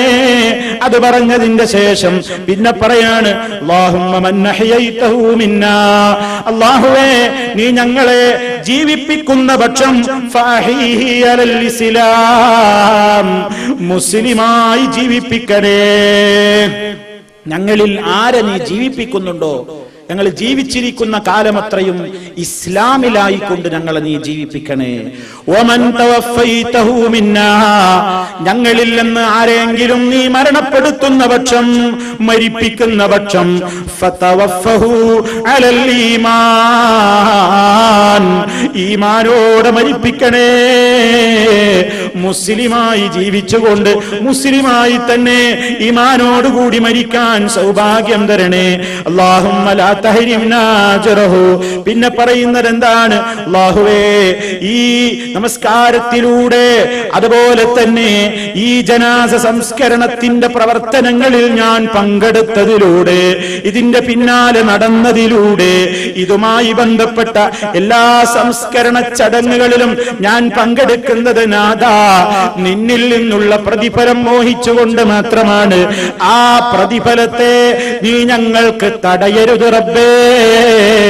ഇതിലൂടെ ഞങ്ങൾക്ക് അജ്ർ ഇതിലൂടെ ഞങ്ങൾ നിന്നിൽ നിന്ന് കൂലിയാണ് മോഹിക്കുന്നത്, പ്രതിഫലമാണ് മോഹിക്കുന്നത്. ആ പ്രതിഫലത്തെ നീ ഞങ്ങൾക്ക് തടയരുതേ. നീ ഞങ്ങൾക്ക് ആ പ്രതിഫലത്തെ നിഷേധിക്കരുത് റബ്ബേ. ഞങ്ങളുടെ നിസ്കാരത്തിന്റെ പ്രതിഫലം, ജനാസയുടെ പിന്നാലെ പോകുന്നതിന്റെ പ്രതിഫലം, ജനാസയുടെ വീട്ടിൽ വന്നതിന്റെ പ്രതിഫലം, സംസ്കരണ ചടങ്ങുകളിൽ പങ്കെടുക്കുന്നതിന്റെ പ്രതിഫലം, അതൊക്കെ ഞങ്ങൾ ആശിക്കുന്നു. അതൊന്നും നീ ഞങ്ങൾക്ക് നിഷേധിക്കരുത് റബ്ബേ. വലാ തുദില്ലനാ ബഅദഹു ഈ വ്യക്തിയുടെ വേർപാടിന്റെ ശേഷം നീ ഞങ്ങളെ വഴിപിഴച്ചവരാക്കി മാറ്റല്ല അല്ലാഹ്. ആരുടെയും മരണം നമുക്ക് വലാലത്തിലെത്താൻ കാരണമായി കൂടാ. വളരെ ഗൗരവത്തിലുള്ള ഒരു സംഗതിയാണ് അത് പ്രിയപ്പെട്ടവരെ. ചില മക്കളൊക്കെ പഴച്ചു പോകും ബാപ്പന്റെ മരണശേഷം. ബാപ്പയുള്ള കാലത്ത് തഖ്വയോടെ മക്കൾ ജീവിച്ചു, ബാപ്പയുള്ള കാലത്ത് നല്ല രൂപത്തിൽ ജീവിച്ചു, ഭർത്താവുള്ള കാലത്ത് ഭാര്യ തഖ്വയിൽ ജീവിച്ചു, അതല്ലെങ്കിൽ ഭാര്യയുള്ള കാലത്ത് ഭർത്താവ് തഖ്വയിൽ ജീവിച്ചു. ചില മക്കളുള്ള കാലത്ത് അതേപോലെ തന്നെ പിതാക്കൾ നല്ല തഖ്വയിൽ ജീവിച്ചു. അങ്ങനെ പലരുടെയും കാലഘട്ടത്തിൽ പലരുടെയും ഉപദേശങ്ങൾ സ്വാധീനിച്ചുകൊണ്ട് പലരുടെയും പ്രവർത്തനങ്ങൾ സ്വാധീനിച്ചുകൊണ്ട് പലരും നല്ലവരായിട്ടുണ്ട്, പലരും സാലിഹീങ്ങളായിട്ടുണ്ട്, പലരും നേർമാർഗത്തിലേക്ക് വന്നിട്ടുണ്ട്. അത് മനസ്സിൽ വെച്ചുകൊണ്ട് പറയാണ് വലാ തുദില്ലനാ ബഅദഹു ഈ മയ്യത്തിന്റെ വേർപാട് മുഖേന ഇദ്ദേഹത്തിന്റെ ശേഷം ഇനി ഞങ്ങൾ പിഴച്ചു പോകരുതേ, ഞങ്ങൾ വഴിതെറ്റി പോകരുതേ. ഹിദായത്തിൽ നീ ഞങ്ങളെ എന്നെന്നും നിലനിർത്തി തരണേ എന്ന ആശയം വരുന്ന ദുആയാണ്. ആ ഘട്ടത്തിൽ മറ്റൊരു ഘട്ടത്തിൽ നബി സല്ലല്ലാഹു അലൈഹി വസല്ലം ദുആ ചെയ്യുന്നത്. അപ്പോ അതെല്ലാവർക്കും വേണ്ടിയുള്ള വ്യാപകമായൊരു പ്രാർത്ഥനയാണ്, വ്യാപകമായൊരു പ്രാർത്ഥനയാണ്. അതാണ് ജനാസ നമസ്കാരത്തിൽ നബി സല്ലല്ലാഹു അലൈഹി വസല്ലം പ്രാർത്ഥിച്ച പ്രബലമായ രണ്ട് പ്രാർത്ഥനകൾ. പിന്നെ കുട്ടികൾക്ക് വേണ്ടിയുള്ള ജനാസ നമസ്കാരത്തിൽ ഈ പ്രാർത്ഥനയ്ക്ക് പുറമെ കുട്ടികൾക്ക് വേണ്ടി അങ്ങനെ ഒരു മഗ്ഫിറത്തിന്റെ ഒരു പ്രശ്നമില്ലല്ലോ. അപ്പൊ അതുകൊണ്ട് തന്നെ പൊതുവായുള്ള ഒരു പ്രാർത്ഥന നിർവഹിച്ചതിന്റെ ശേഷം നബി സല്ലല്ലാഹു അലൈഹി വസല്ലം കുഞ്ഞുങ്ങൾക്കായുള്ള നമസ്കാരത്തിൽ പ്രത്യേകം ചൊല്ലേണ്ടതായ ഒരു ദുആയും നമുക്ക് ഹദീസുകളിൽ അങ്ങനെ സ്ഥിരപ്പെട്ട് വന്നിട്ടില്ല. എന്നാൽ ഈ കുട്ടികൾ മുഖേന മാതാപിതാക്കൾക്ക് ഉപകാരം ലഭിക്കാവുന്ന നിലക്ക് ഈ മക്കൾ മുഖേന രക്ഷിതാക്കൾക്ക് പരലോകത്തൊരു സമ്പാദ്യമായി തീരുക എന്ന നിലക്ക് ആ രൂപത്തിലൊക്കെ നബി സല്ലല്ലാഹു അലൈഹി വസല്ലം അങ്ങനെയുള്ള മാതാപിതാക്കൾക്ക് അതിനൊക്കെ ഈ മക്കൾ നിമിത്തമാകും എന്നൊക്കെ പഠിപ്പിച്ചതിന്റെ അടിസ്ഥാനത്തിൽ ചില പണ്ഡിതന്മാരൊക്കെ ചില വാചകങ്ങൾ അതല്ലെങ്കിൽ അതിനോട് സമാനമായ പദങ്ങളൊക്കെ നമുക്ക് നിർവഹിക്കാവുന്നതാണ് എന്ന് അഭിപ്രായപ്പെട്ടിട്ടുണ്ട്. ആ കൂട്ടത്തിൽ ഒരു വാചകമാണ് അല്ലാഹുമ്മ ജഅൽഹു ഫറതൻ ലിവാലിദൈഹി വദുഖറൻ വശഫീഅൻ മുജാബാ അല്ലാഹുമ്മ സഖിൽ ബിഹി മവാസീനഹുമാ വഅളിം ബിഹി ഉജൂറഹുമാ. ഇങ്ങനെ ഹദീസിൽ വന്ന വാചകമൊന്നുമല്ല. ഈ അർത്ഥത്തിൽ നമുക്ക് ഏതും അങ്ങനെ പ്രാർത്ഥിക്കാം. എന്താണ് ചോദിക്കുന്നതിന്റെ ഉദ്ദേശം? അല്ലാഹുവേ, ഈ കുഞ്ഞിന്റെ മാതാപിതാക്കൾക്ക് മുമ്പേ അവർക്ക് ഒരു സൂക്ഷിപ്പ് സ്വത്താക്കി നീ മാറ്റണേ അല്ലാ. മക്കൾ മാതാപിതാക്കളെ കാത്ത് സ്വർഗത്തിന്റെ വാതിൽക്കൽ നിൽക്കുന്ന ഏറ്റവും വലിയ ഒരു സന്തോഷ വാർത്ത ഹബീബായ നബി സല്ലല്ലാഹു അലൈഹി വസല്ലം പറഞ്ഞിട്ടുണ്ട്. ചെറിയ ശിശുക്കള് ആ കാലത്ത് മരിച്ചു പോകുമ്പോ ആ മക്കൾ ഈ മാതാപിതാക്കൾക്ക് വലിയ ഒരു സന്തോഷമാണ്, ഒരു തണലാണ്. സ്വർഗീയാരാമത്തിലേക്കുള്ള കൈപിടിച്ചു കൊണ്ടുപോകുന്ന ആളുകളാണ് മുഅ്മിനീങ്ങളായ രക്ഷിതാക്കളാണെങ്കിൽ എന്ന അർത്ഥത്തിലുള്ള ചില അധ്യാപനങ്ങൾ ഹബീബായ നബി സല്ലല്ലാഹു അലൈഹി വസല്ലമിൽ നിന്ന് വന്നിട്ടുണ്ട്. അതിന്റെ അടിസ്ഥാനത്തിൽ ചില പണ്ഡിതന്മാര് പറഞ്ഞ ചില വാചകങ്ങളാണിത്. വദുഖറൻ, ഒരു സൂക്ഷിപ്പ് സ്വത്താക്കണേ, വശഫീഅൻ മുജാബാ, ഉത്തരം നൽകപ്പെടുന്ന ഒരു റെക്കമെൻഡുകാരനാക്കണേ. എന്റെ ഉമ്മാനെ സ്വർഗത്തിലേക്ക് ആക്കണേ അല്ലാ, എന്റെ ഉപ്പാനെയും കൊണ്ടേ ഞാൻ സ്വർഗത്തിലേക്ക് പോകൂ എന്ന് പറയുന്ന ഒരു കുട്ടി, എന്ന് പറയുന്ന ഒരു മകൻ, എന്ന് പറയുന്ന ഒരു മകൾ. അല്ലാഹുവേ, ഈ കുട്ടി മുഖേന മാതാപിതാക്കളുടെ നന്മയുടെ മീസാനിന്, നന്മയുടെ തുലാസിൽ നീ വെയിറ്റ് കൊടുക്കണേ നാഥ. ഈ കുട്ടി മുഖേന മാതാപിതാക്കൾക്ക് പരലോകത്തിൽ അവർക്ക് ലഭിക്കാൻ പോകുന്ന പ്രതിഫലത്തിന്റെ തോത് മഹത്തരമാക്കി തീർക്കണേ നാഥ എന്നൊക്കെയുള്ള ആശയം വരുന്ന ചില പദങ്ങൾ ആ സമയത്ത് വേണമെങ്കിൽ പ്രാർത്ഥിക്കാവുന്നതാണ്. പ്രവാചകൻ തിരുമേനി സല്ലല്ലാഹു അലൈഹി വസല്ലമിൽ നിന്ന് അങ്ങനെ കണിശമായി അങ്ങനെ കുഞ്ഞുങ്ങൾക്കായി ഒരു പ്രത്യേക പ്രാർത്ഥന വന്നിട്ടില്ല. പക്ഷേ ഇങ്ങനെ പ്രവാചകൻ പഠിപ്പിച്ചു എന്ന നിലക്ക് ആ അർത്ഥം വരുന്ന ചില വാചകങ്ങൾ പറയുന്നതിന് തെറ്റില്ല, വേണമെങ്കിൽ ആവാം എന്ന് ചില പണ്ഡിതന്മാര് പറയുന്നു. അതേ അവസരത്തിൽ ഇതൊന്നും പറയാതെ സാധാരണ നമസ്കാരത്തിലേതുപോലെ തന്നെ ചെയ്യുകയാണെങ്കിൽ അതിൽ യാതൊരു തകരാറുമില്ല, ഒരു കമ്മിയുമില്ല. ജനാസ നമസ്കരിച്ചു എന്നതാണ് അതിൽ ഏറ്റവും പ്രധാനപ്പെട്ട ഭാഗം. ബാക്കി അല്ലാഹുവാണ് പ്രതിഫലം നൽകുന്നത്, അല്ലാഹുവാണ് നമുക്ക് അതിന്റെ പുണ്യവും അതുപോലെ തന്നെ മറ്റെല്ലാ കാര്യങ്ങളും നിർണയിക്കുകയും തീരുമാനിക്കുകയും ചെയ്യുന്നത് എന്ന് നമ്മൾ മനസ്സിലാക്കുക. അങ്ങനെ ഈ ദുആക്കൊക്കെ ശേഷം രണ്ട് സലാം വിട്ടൽ സാധാരണ നമസ്കാരത്തിലേതുപോലെ തന്നെ ഇരുഭാഗത്തേക്കും സലാം വിട്ടൽ തന്നെയാണ് നബി സല്ലല്ലാഹു അലൈഹി വസല്ലമിന്റെ ചര്യ. എന്നാൽ പ്രവാചകൻ സല്ലല്ലാഹു അലൈഹി വസല്ലമിൽ നിന്ന് തന്നെ റിപ്പോർട്ട് ചെയ്യപ്പെട്ട വേറെ ചില സന്ദർഭങ്ങളിൽ അന്ന റസൂലുള്ളാഹി സല്ലല്ലാഹു അലൈഹി വസല്ലം സ്വല്ലാ അലാ ജനാസത്തിൻ ഫകബ്ബറ അലൈഹാ അർബഅൻ വസല്ലമ തസ്ലീമതൻ വാഹിദതൻ. നബി സല്ലല്ലാഹു അലൈഹി വസല്ലം ഒരു ജനാസക്ക് വേണ്ടി നിസ്കരിക്കുകയും 4 തക്ബീർ നിർവഹിക്കുകയും പിന്നീട് ഒരു സലാം വീട്ടുകയും ചെയ്തു. ഒരൊറ്റ സലാം വീട്ടിയാലും അസ്സലാമു അലൈക്കും വറഹ്മത്തുള്ളാഹി എന്ന് ഒരൊറ്റ ഭാഗത്തേക്ക് സലാം വീട്ടിയാലും മതിയാകുന്നതാണ്. അതൊരു തെറ്റല്ല, അതൊരു സുന്നത്തിന് വിരുദ്ധമല്ല. അതേ അവസരത്തിൽ 2 ഭാഗത്തേക്കും സലാം ചൊല്ലുന്ന രീതി തന്നെയാണ് ഉത്തമമായ രീതി. 2 രൂപത്തിലും വന്നിട്ടുണ്ട്.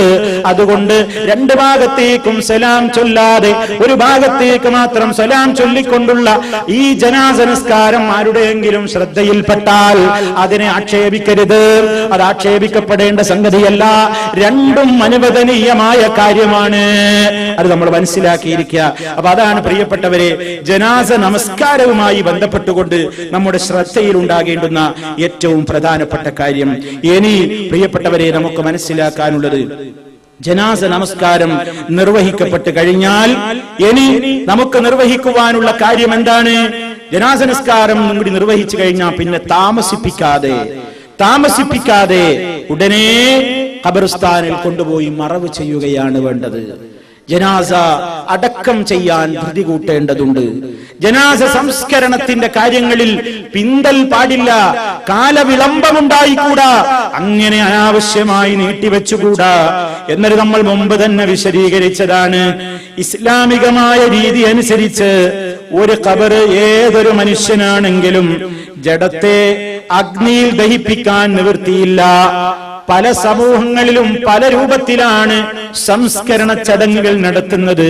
ചില സമുദായങ്ങളിലും ചില മതങ്ങളിലുമൊക്കെ അതാ ജഡം അവര് ദഹിപ്പിക്കുകയാണ്. തീ കൊണ്ട് അതാ വിറക് കൊണ്ട് നിരത്തിയിട്ട് നെയ്യും എണ്ണയും ഒക്കെ ഒഴിച്ചിട്ട് കത്തിക്കുകയാണ്. ഇന്നതാ വൈദ്യുത ശ്മശാനങ്ങളുണ്ട്. അതാ ട്രേയിലേക്ക് ബോഡി അങ്ങ് വെച്ചു കൊടുത്ത് അതങ്ങ് ഉള്ളിലേക്ക് തള്ളിയിട്ട് സ്വിച്ച് ഓൺ ചെയ്ത് കഴിഞ്ഞാൽ 5 മിനിറ്റ് കൊണ്ട് ചാരമായി മാറുന്ന നിലക്ക് ഇലക്ട്രിക് സംവിധാനം ഉപയോഗപ്പെടുത്തിയിട്ട് വൈദ്യുത ശ്മശാനങ്ങൾ നമ്മുടെ കേരളക്കരയിൽ പോലും പ്രവർത്തിച്ചു കൊണ്ടിരിക്കുന്നു. അങ്ങനെ 5 മിനിറ്റ് കൊണ്ട് തകിട് പൊടിയാകുന്ന നിലക്ക് മയ്യത്തിനെ അങ്ങ് ചാരമാക്കി മാറ്റുന്ന ദഹിപ്പിക്കൽ ചടങ്ങുകൾ പല സമുദായങ്ങളും നടത്തിക്കൊണ്ടിരിക്കുന്നു. ഇസ്ലാം വിരോധിക്കുന്നു. ഇസ്ലാം പറയുന്നത് ഒരു മനുഷ്യൻ മരണപ്പെട്ട് കഴിഞ്ഞാൽ ആ മനുഷ്യനെ കത്തിക്കുകയല്ല, നദിയിൽ ഒഴുക്കുകയല്ല, മറ്റേതെങ്കിലും പക്ഷികൾക്ക് കൊത്തി തിന്നാൻ കൊടുക്കുകയല്ല. ഇന്നും പല സമുദായങ്ങളിലും അതാ മരണം നടന്നു കഴിഞ്ഞാൽ ബോഡി കൊണ്ടുപോയി തുറന്ന സ്ഥലത്ത് വെക്കുന്നു. ചില പ്രത്യേകമായ വസ്ത്രങ്ങൾ ധരിപ്പിച്ചുകൊണ്ട് ചില പ്രത്യേകമായ അതിനുവേണ്ടി നിർണയിക്കപ്പെട്ട ചില സ്ഥലങ്ങളുണ്ട്. അവിടെ കൊണ്ടുപോയി ബോഡി വെക്കുന്നു. ബോഡി വെച്ച് കഴിഞ്ഞാൽ കഴുകന്മാര് വരുന്നു, ബോഡി കൊത്തിപ്പറിക്കുന്നു. അങ്ങനെ എല്ലുകൾ മാത്രം ബാക്കിയാകുന്നു. ശരീരത്തിലെ മാംസങ്ങൾ മുഴുവനും ഈ പക്ഷികൾ കൊത്തി തിന്നുകയാണ്. പിന്നെ മനുഷ്യന്റെ തലയോട്ടിയും അതുപോലെ തന്നെ അവന്റെ കൈകാലുകളുടെ ആ ഉടലിലുള്ള അസ്ഥികൂടം മാത്രം ബാക്കിയാകുമ്പോ അത് കെട്ടിപ്പൊതിഞ്ഞു കൊണ്ടുപോയിട്ട് എവിടെയെങ്കിലും കൊണ്ടുപോയി തള്ളുകയോ അതല്ലെങ്കിൽ അത് ചാരമാക്കുകയോ ഒക്കെ ചെയ്യുന്ന സംവിധാനങ്ങളടക്കം ഒരുപാട് സംവിധാനങ്ങൾ ഇന്ന് ചെയ്യുന്നു. കഴുകന്മാർക്ക് കഷ്ണിച്ചു കൊടുക്കുന്ന ആളുകളുണ്ട്. മത്സ്യങ്ങൾക്ക് തിന്നാൻ വേണ്ടി വെട്ടിയിട്ട് കൊടുക്കുന്ന സമുദായങ്ങളുണ്ട്. അതുപോലെ തന്നെ ഭദ്രമായി പെട്ടിയിൽ സൂക്ഷിച്ചു വെക്കുന്ന ആളുകളുണ്ട്. ലോകത്തിന്നുമതാ പലരും ഇങ്ങനെ വിചാരിച്ചു കഴിഞ്ഞിട്ടുണ്ട്. ശാസ്ത്രം ഇങ്ങനെ പുരോഗമിച്ചിട്ട് ഒരു നാളിൽ ഇതാ മനുഷ്യരിൽ നിന്ന് പിരിഞ്ഞു പോയ അവന്റെ ഉയിര്, അവന്റെ ശരീരം ഇതാ ശരീരത്തിലേക്ക് അവന്റെ ആത്മാവിന് തിരിച്ചു കൊടുക്കാൻ ശാസ്ത്രത്തിന് കഴിയാവുന്ന ഒരു കാലം വരുമ്പോ ആ വെയിറ്റിംഗ് ലിസ്റ്റിലേക്ക് എന്റെ ബോഡിയും കിടക്കട്ടെ എന്ന നിലക്ക് വസിയത്ത് എഴുതി വെച്ചിട്ടുള്ള പൊട്ടന്മാര്, വിഡ്ഢികൾ, പമ്പര വിഡ്ഢികൾ ലോകത്തുണ്ട്. വിദ്യാഭ്യാസമുള്ളവരെന്ന് പറയുന്നവരുടെ കൂട്ടത്തിൽ എന്ന് കേൾക്കുമ്പോ നമുക്ക് പുതുമ തോന്നുന്നില്ലേ? പുതുമ തോന്നേണ്ടതില്ല. അതിന്ന് ലോകത്ത് സംഭവിച്ചു കഴിഞ്ഞ കാര്യമാണ്. ഏത്? ജീവൻ തിരിച്ചു കൊടുക്കലല്ല, ഇത് എഴുതി വെച്ച് അങ്ങനെ മരുന്നിലിട്ട് സൂക്ഷിച്ച ബോഡികൾ ലോകത്ത് ഒരുപാടുണ്ട് എന്നാ പറയുന്നത്. എന്തിന്? ജീവൻ തിരിച്ചു കൊടുക്കുന്ന ഒരു കാലം വരുമ്പോ വെയിറ്റിംഗ് ലിസ്റ്റിൽ ഫസ്റ്റ് റാങ്കിൽ ഞാനായിരിക്കണം, എനിക്ക് ആദ്യം കിട്ടണം, നീ ജീവിച്ച് തീർക്കണം, കൊതി തീർന്നിട്ടില്ല. അങ്ങനെ അതിനുവേണ്ടിയൊക്കെ സൂക്ഷിക്കപ്പെട്ട ബോഡികളുണ്ട്. ഇസ്ലാം പറയുന്നത് അങ്ങനെ കാത്തുവെക്കാനല്ല. മൃതദേഹം മയ്യത്ത് മാന്യമായി മണ്ണിൽ കുഴിച്ചു മൂടുന്ന സമ്പ്രദായത്തെയാണ് ഇസ്ലാം അംഗീകരിക്കുന്നത്. അതാണ് മനുഷ്യന്റെ പ്രകൃതിക്ക് യോജിക്കുന്നതും. വിശുദ്ധ ഖുർആൻ തന്നെ ചോദിച്ചിട്ടില്ലേ, അലം നജഅലിൽ അർള കിഫാതാ അഹ്യാഅൻ വ അംവാതാ. സൂറത്തുൽ മുർസലാത്തിൽ അല്ലാഹു തആല ചോദിക്കുകയാണ്, അലം നജഅലിൽ അർള കിഫാതാ, ഭൂമിയെ നാം മതിയായതാക്കിയിട്ടില്ലേ? ഭൂമിയെ നാം മതിയായതാക്കിയിട്ടില്ലേ? ആർക്കൊക്കെ മതിയാകുന്ന രൂപത്തിലാണ് അല്ലാഹ് ഈ ഭൂമിയെ സംവിധാനിച്ചിട്ടുള്ളത്. അഹ്യാ, ജീവിച്ചിരിക്കുന്ന ആളുകൾക്ക് ഈ ഭൂമി പുറത്ത് താമസിക്കാനുള്ള എല്ലാ സംവിധാനങ്ങളും നാമല്ലേ ഒരുക്കി തന്നത്. ഇനി മനുഷ്യൻ മരിച്ചാലോ വഅംവാതാ, മനുഷ്യന്മാര് മരണപ്പെട്ട് കഴിഞ്ഞാൽ അവർക്കും മതിയായതല്ലയോ ഈ ഭൂമി? ഭൂമിയുടെ ഉള്ള മരിച്ചവർക്കുള്ളതാണ്, പുറംഭാഗം ജീവിച്ചിരിക്കുന്നവർക്കാണ്. റബ്ബ് നിശ്ചയിച്ച പ്രകൃതി അങ്ങനെയാണ്. ഈ പ്രകൃതിയെ പറ്റി അങ്ങനെ മരിച്ചാൽ ഈ മയ്യത്ത് മണ്ണിലിട്ട് മൂടുകയാണ് വേണ്ടതെന്ന കാര്യം പലപ്പോഴും ആളുകൾക്കറിയില്ലായിരുന്നു. ഈ സമൂഹത്തിന് മനുഷ്യർക്കത് പരിചയമില്ലായിരുന്നു. വിശുദ്ധ ഖുർആൻ തന്നെ പറയുന്നു, ആദമിന്റെ 2 മക്കൾ തമ്മിൽ കലഹമുണ്ടായി. ചുരുക്കി പറയട്ടെ, ഒരാള് മറ്റൊരാളെ കൊന്നില്ലേ? ഒരാള് മറ്റൊരാളെ കൊന്ന സംഭവം ഖുർആൻ പറയുന്നു. അങ്ങനെ കൊന്ന് നിലക്ക് കൊന്ന് ആ മൃതശരീരം അവിടെ ഇങ്ങനെ കിടക്കുമ്പോ എന്ത് ചെയ്യണമെന്നറിയാതെ കൊലപാതകം നടത്തിയ വ്യക്തി ഇങ്ങനെ നിന്ന് പരിങ്ങുകയാണ്. ഈ ബോഡി എന്ത് ചെയ്യണം എന്ന വിവരമില്ല, ഈ ബോഡി എന്ത് ചെയ്യണം എന്ന വിവരമില്ലാതെ കൊലപാതകിയായ സഹോദരൻ നിൽക്കുന്ന നേരത്തതാ ഫബഅസല്ലാഹു ഗുറാബൻ യബ്ഹസു ഫിൽ അർളി ലിയുരിയഹു കൈഫ യുവാരി സൗഅത അഖീ ഖാല യാ വൈലതാ അജസ്തു അൻ നകൂന മിസ്ല ഹാദൽ ഗുറാബി ഫവാരിയ സൗഅത അഖീ ഫഅസ്ബഹ മിനൻ നാദിമീൻ. സൂറത്തുൽ മാഇദയിൽ അല്ലാഹു ഈ സംഭവം പറയുന്നുണ്ട്. ഈ സഹോദരൻ തന്റെ മറ്റേ സഹോദരനോട് അസൂയ കാരണത്താൽ, പക കാരണത്താൽ ഈ പടച്ചവനെ പേടിയില്ലാത്ത ഈ സഹോദരൻ പടച്ചവനെ പേടിച്ച് ജീവിക്കുന്ന തന്റെ മറ്റേ സഹോദരനെ കൊന്നുകളഞ്ഞില്ലേ? അങ്ങനെ അയാൾ നഷ്ടകാരിയായി പോയില്ലേ? അങ്ങനെ ഈ മൃതശരീരം എന്ത് ചെയ്യണമെന്നറിയാതെ ഇയാൾ നിൽക്കുന്ന നേരത്ത് ഫബഅസല്ലാഹു ഖുറാബാ, അല്ലാഹു ഒരു കാക്കച്ചിയെ പറഞ്ഞേക്കുന്നു. ഒരു കാക്കച്ചി ഇങ്ങ് പറന്നു വരികയാണ്.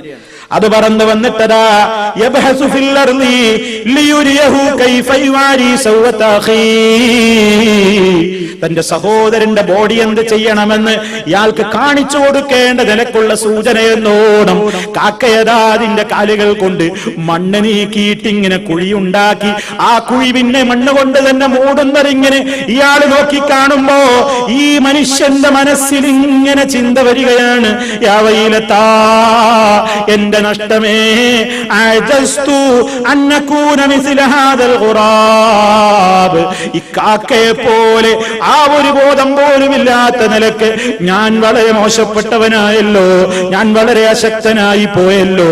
അങ്ങനെ ഫവാരിയ സൗഅത അഖീ ഫഅസ്ബഹ മിനൻ നാദിമീൻ,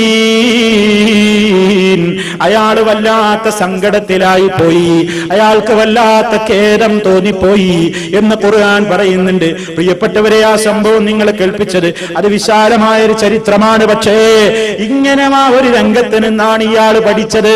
ഇങ്ങനെയാണ് ബോഡി മറവ് ചെയ്യേണ്ടത്. കുഴിക്കണം, എന്നിട്ട് അതിൽ വെക്കണം, എന്നിട്ട് മണ്ണുകൊണ്ട് മൂടണം. അങ്ങനെ ലോകത്ത് അങ്ങനെ മനുഷ്യന്മാരത് മനസ്സിലാക്കിയിട്ടുണ്ട്. പ്രവാചകൻ സല്ലല്ലാഹു അലൈഹി വസല്ലം ഈ സമുദായത്തിന് അതിന്റെ വിശദമായ കാര്യങ്ങൾ പഠിപ്പിച്ചു തന്നിട്ടുണ്ട്. മാന്യമായിട്ടായിരിക്കണം, ആരുടെ ബോഡിയാണെങ്കിലും മാന്യത വിട്ടൊന്നും ചെയ്യരുത്. ഒരു കാഫിറിന്റെ ബോഡിയാണ്, എന്നാൽ അത് കത്തിക്കുകയോ അവഹേളിക്കുകയോ ചെയ്യണമെന്ന് ഇസ്ലാം പറഞ്ഞിട്ടില്ല. എത്ര വലിയ ശത്രുവാകട്ടെ, ഒരു ശത്രുവിന്റെ ബോഡിയാണോ, എന്നാലും മാന്യത പുലർത്തണം എന്നതാണ് ഇസ്ലാമിന്റെ അധ്യാപനം. എത്ര വലിയ ശത്രുവാകട്ടെ മാന്യത പുലർത്തണം. അതിനെ മറ്റേതെങ്കിലും നിലക്ക് കത്തിക്കാനോ ഒന്നും പറഞ്ഞിട്ടില്ല. നിങ്ങൾ നോക്കൂ, മഹാനായ നബി സല്ലല്ലാഹു അലൈഹി വസല്ലമിനെയും സ്വഹാബത്തിനെയും ഏറെ പീഡിപ്പിച്ചവരാണ് അബൂജഹൽ അടക്കമുള്ള മുശ്രിക്കുകൾ. ബദറിൽ അവർ കൊല്ലപ്പെട്ടപ്പോൾ അല്ലാഹുവിന്റെ റസൂലും സ്വഹാബത്തൊക്കെ എന്താ ചെയ്തത്? അവരെയും മടക്കിയിട്ടുണ്ട്, പൊട്ടക്കിണറ്റിലേക്ക് വലിച്ചെറിഞ്ഞവരെയും സംസ്കരിച്ചിട്ടുണ്ട്, അവരെയും അടക്കിയിട്ടുണ്ട്. അതുപോലെ തന്നെ നിങ്ങൾ നോക്കൂ, മഹാനായ നബി സല്ലല്ലാഹു അലൈഹി വസല്ലമിന് താങ്ങും തണലുമായിട്ട് കഴിഞ്ഞിരുന്ന ആ പിതൃവ്യനായ അബൂ താലിബ് കഫറായിട്ടല്ലേ മരിച്ചുപോയത്? ആ മരണ വാർത്ത അലി റളിയല്ലാഹു തആല അൻഹു മോനല്ലേ, അബൂ താലിബിന്റെ മോനാണ് അലി റളിയല്ലാഹു തആല അൻഹു. ആ അലി റളിയല്ലാഹു തആല അൻഹു നബി സല്ലല്ലാഹു അലൈഹി വസല്ലമിനോട് വന്നുകൊണ്ട് പറയാണ്, അങ്ങയുടെ പിതൃവ്യൻ ആ പഴച്ച മനുഷ്യനില്ലേ, അപ്പയെ പറ്റി അലി റളിയല്ലാഹു തആല അൻഹു ആദർശത്തിന്റെ കാര്യത്തിൽ ആ കനിശതയാണ് പറയുന്നത്. ആ പ്രായം ചെന്ന ആ വഴിവിടച്ചുപോയ വൃദ്ധനായ മനുഷ്യൻ മരണപ്പെട്ടിരിക്കുന്നു. റസൂലേ, ഞാൻ എന്താ ചെയ്യേണ്ടത്? എനിക്കൊന്നിനും തോന്നുന്നില്ല, മരിച്ചിരിക്കുന്നു എന്ന്. ബാപ്പയായ അബൂ താലിബിന്റെ മരണം അലി റളിയല്ലാഹു തആല അൻഹു അല്ലാഹുവിന്റെ റസൂലിനോട് പറയുന്നു. പ്രവാചകൻ പറയാണ്, ഇദ്ഹബ് ഫവാരിഹി അൻത, പോ, ചെല്ല്, ബാപ്പയെ മറവ് ചെയ്യ്. വാപ്പയെ മറവ് ചെയ്യ്. അപ്പോഴും നബി സല്ലല്ലാഹു അലൈഹി വസല്ലമിനോട് അലി റളിയല്ലാഹു തആല അൻഹു പറയാണ്, മുശ്രിക്കായിട്ടല്ലേ മരിച്ചിട്ടുള്ളത്, എനിക്ക് മനസ്സ് വരുന്നില്ല നബിയേ. നബി സല്ലല്ലാഹു അലൈഹി വസല്ലം അപ്പോഴും പറയാണ്, അലി ഇദ്ഹബ്, പോ, മറവ് ചെയ്യ് ബാപ്പയെ, മറവ് ചെയ്യ് ബാപ്പയെ. കണ്ടോ, കഫറായി മരിച്ചുപോയ വ്യക്തിയാണ്. എന്നാലും ഒരു ബോഡിയോടും അനാദരവില്ല, ഒരു ബോഡിയെയും അവഹേളിക്കണം എന്ന് പറയുന്നില്ല. നിങ്ങൾ നോക്കൂ, അതാണ് ഇസ്ലാമിന്റെ മാന്യത. പക്ഷേ മുസ്ലിമീങ്ങൾക്കുള്ള ഖബർസ്ഥാനിൽ മറവ് ചെയ്യപ്പെടണം. കാഫിറുകളാണെങ്കിൽ അവർക്ക് പ്രത്യേകമായ ഖബർസ്ഥാനുകളിൽ മറവ് ചെയ്യപ്പെടണം. ആ ഒരു പൊതു നിയമമാണ് അന്ന് മുതൽ ഇന്ന് വരെയും ലോകത്ത് നിലനിൽക്കുന്നത്. ആ നിലക്കാണ് ഇസ്ലാമിൽ ഒരു ഖബർ, അതല്ലെങ്കിൽ ആ നിലക്കാണ് ഇസ്ലാമിൽ ഒരു ജനാസയെ സംസ്കരിക്കേണ്ടത്, മണ്ണിൽ താഴ്ത്തേണ്ടത്. പക്ഷേ മുസ്ലിമിന്റെ ബോഡിയാകുമ്പോ, മുസ്ലിമിന്റെ ജനാസയാകുമ്പോ അതിന് ചില പ്രത്യേകമായ അദബുകളുണ്ട്, മര്യാദകൾ പാലിക്കപ്പെടേണ്ടതുണ്ട്. അതാണ് നമ്മൾ ഇനി മനസ്സിലാക്കേണ്ടത്.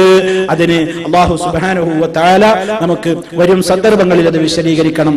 അർഹമർ റഹീമീനായ നാഥൻ ഇസ്ലാമികമായ കാര്യങ്ങളെ യഥാർത്ഥമായ നിലക്ക് ഗ്രഹിക്കാനും മനസ്സിലാക്കാനും പിന്തുടരാനും എല്ലാവിധത്തിലുള്ള സൗഭാഗ്യവും ആരോഗ്യവും നൽകി നമ്മെ അനുഗ്രഹിക്കുമാറാകട്ടെ.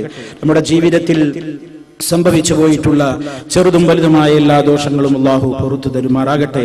മാരകമായ രോഗങ്ങളിൽ നിന്ന്, സഹിക്കാനാവാത്ത പരീക്ഷണങ്ങളിൽ നിന്ന് അല്ലാഹു നമ്മയെവരെയും നമ്മുടെ കുടുംബങ്ങളെയും കാത്തുരക്ഷിക്കുമാറാകട്ടെ.